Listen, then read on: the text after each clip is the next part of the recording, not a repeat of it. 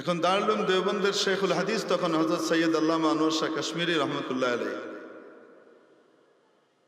তারা তখন খ্রিস্টবাদ ছড়াচ্ছে সরকারি পৃষ্ঠপোষকতায়, কারণ ক্ষমতায় আছে ইংরেজ। সরকারি পৃষ্ঠপোষকতায় তারা কি ছড়াচ্ছে? খ্রিস্টবাদ ছড়াচ্ছে, আর মুসলমানকে ধোঁকা দিয়ে, কোরআন হাদিসের অপব্যাখ্যা করে ধোঁকা দিয়ে তাদেরকে কি বানাচ্ছে? খ্রিস্টান বানাচ্ছে। এই অপতৎপরতা কিন্তু আমার বাংলায় এখনো চলমান। সীমান্ত এলাকাগুলোতে তাদের এই জঘন্য কর্মকাণ্ড ভয়ঙ্করভাবে বিস্তার লাভ করেছে। আমরা চোখ বন্ধ করে ঘুমিয়ে আছি তো? যেভাবে তারা কাজ করছে এভাবে যদি চলতে থাকে, এদেশের স্বাধীনতার সার্বভৌমত্ব থাকবে না, পার্বত্য চট্টগ্রাম বিচ্ছিন্ন হয়ে যাবে। এদের ব্যাপারে সতর্ক হওয়া, এদের ব্যাপারে ব্যবস্থা গ্রহণ করা, এটা সময়ের দাবি। না হলে পার্বত্য চট্টগ্রাম নামক এই নিয়ামত বাংলাদেশের ভিতরে রাখতে পারবেন না। সিজদা করল না তো আল্লাহ তাআলা জিজ্ঞেস করলেন, মা মানাআকা আন তাসজুদা ইযা আমারতুক, আমি তোকে সেজদা করতে বলার পরেও কোন জিনিস তোকে বাধা দিল সেজদা করা থেকে, আমার আদেশ মানা থেকে? কেন তুই সেজদাটা করলি না? শয়তান বলে, খলাকতানি মিন নারিন ওয়া খলাকতাহু মিন তিন। ইয়া আল্লাহ, যুক্তিতে ধরেনি, অযৌক্তিক নির্দেশ। কেন? আপনি আমাকে তৈরি করেছেন আগুন দিয়ে, আর ওকে বানিয়েছেন মাটি দিয়ে, কাদা মাটি। ওকে বানিয়েছেন মাটি দিয়ে, আর আমাকে বানিয়েছেন আগুন দিয়ে।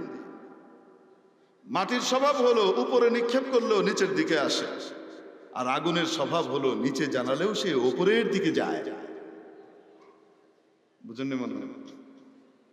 তো তাহলে যে উপরে সে উত্তম, যে নিচে সে অধম।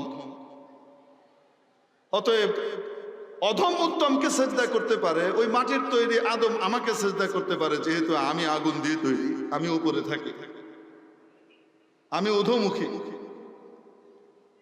আর আমি উত্তম, অধম আদমকে সেজদা করা এটা যুক্তিহীন, এটা অযৌক্তিক, এই জন্য সেজদা করতে পারেনি। আল্লাহ রব্বুল আলামিন ইবলিসের এই যুক্তির কোনো উত্তরই দেন নাই, শুধু জাজমেন্ট শুনিয়েছেন।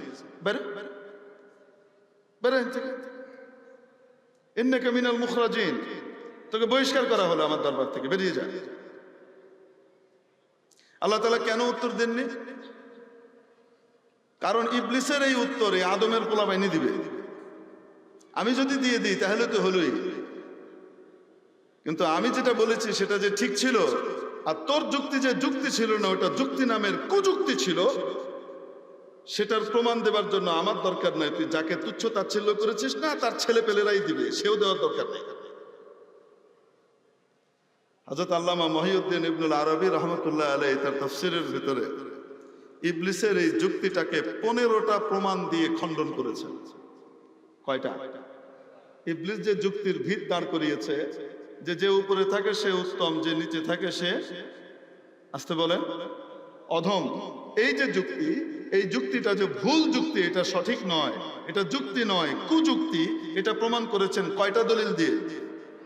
15টা। সবগুলো বলার সময় নেই। কোন বস্তুর উত্তম হওয়া এবং অধম হওয়া উপরে আর নিচে থাকার মাধ্যমে নির্ণীত হয় না, বরং তার উপকারিতা এবং ক্ষতি সাধন এই বিষয় দিয়ে নির্ণীত হয়। আপনি মাটিকে একটি সামান্য বীজ দেবেন, ফুলের একটা বীজ দিয়েছেন, ফল গাছের ফলের একটা বীজ দিয়েছেন, কিছুদিন পর এই মাটি আপনাকে এই ফলের, এই ফুলের বিশাল এক বাগান উপহার দেবে। এটা হলো মাটির কোয়ালিটি। আর আগুন সাজানো গোছানো সুন্দর বাগান, বিশাল চমৎকার এক সাজানো গোছানো শহরকে মুহূর্তের ভিতরে ভস্মীভূত করে ছায়ে পরিণত করে দেয়, ধ্বংস করে দেয়। ঠিক কি ঠিক? তাহলে কোনটা উত্তম হলো, আগুন না মাটি? আর উপরে থাকার দ্বারা কারো মান বাড়লে, নিচে থাকার দ্বারা কারো মান কমলে, সবার উপরে তো থাকে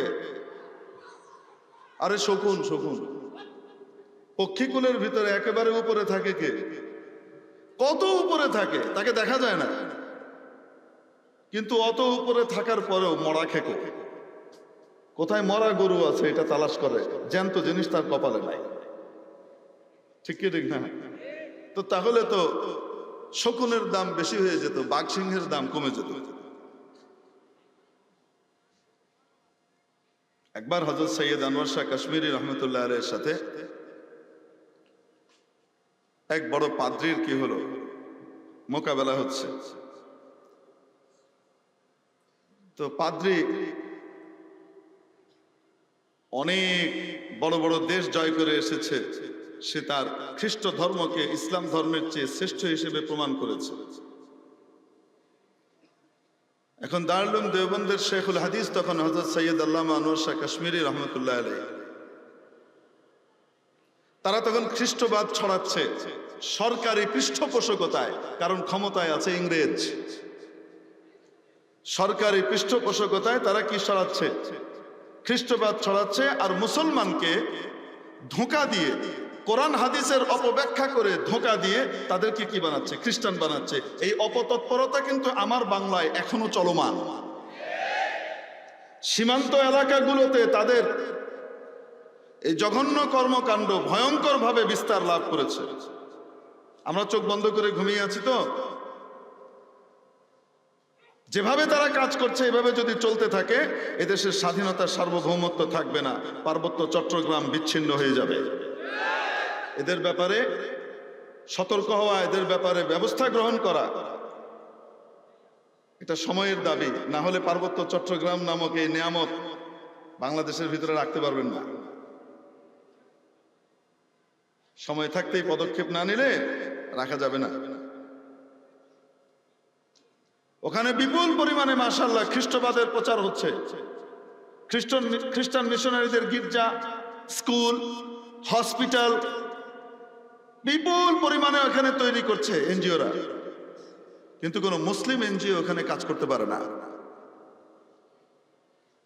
কাজ করতে গেলেই সেখানে বিভিন্ন রকমের বাধা সৃষ্টি করে সিস্টেম করে বন্ধ করে দেওয়া হয়, সরকারিভাবেও চাপ দেওয়া হয়। এগুলো অবাস্তব না, এটা বাস্তব। তো যাই হোক, ওই সময় এই কাজ চলছে। তো দারুল উলুম দেওবন্দ মোকাবেলার জন্য আসলো যে ঠিক আছে, খ্রিস্টবাদ এটাই কি সঠিক ধর্ম নাকি ইসলাম এটা সঠিক ধর্ম, এটা প্রমাণ হবে। ওই পাদ্রীর সাথে মোকাবেলা। এখন এই পাদ্রী এখানে ধর্ম প্রচারের জন্য খুব ভালোভাবে হিন্দি উর্দু রপ্ত করেছে। এত ভালোভাবে রপ্ত করেছে, সে খুব ভালো একজন কবিও। এমন ভাবে সে পারদর্শিতা লাভ করেছে। যখন মোকাবেলার জন্য এসেছে আর জানতে পারলো আল্লামা সৈয়দ আনোয়ার শাহ কাশ্মীরি রহমতুল্লাহ আলাইহি আসছেন, তখন তার পা কাঁপতে লাগলো। কারণ আনোয়ার শাহ কাশ্মীরি সম্পর্কে এটা জানা ছিল সকলে, উনি ফটোজেনিক মেমোরির অধিকারী ছিলেন।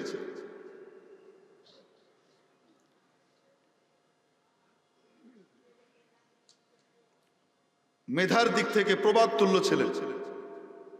নিজেই বলেছেন যে किसी मजमून पर अगर सरसरी तौर पर नजर पड़ जाती है तो वो मजमून बाकायदे सफहात 15 साल तक याद रह जाता है।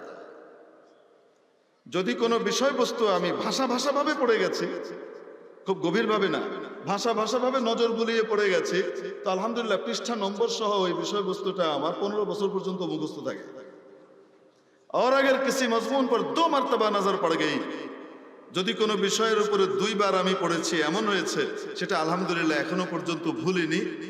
আর আল্লাহর উপরে বড় আশা আছে যে আমৃত্যু ইনশাআল্লাহ ভুলবো না। এটা শুধু মুখের দাবি ছিল না,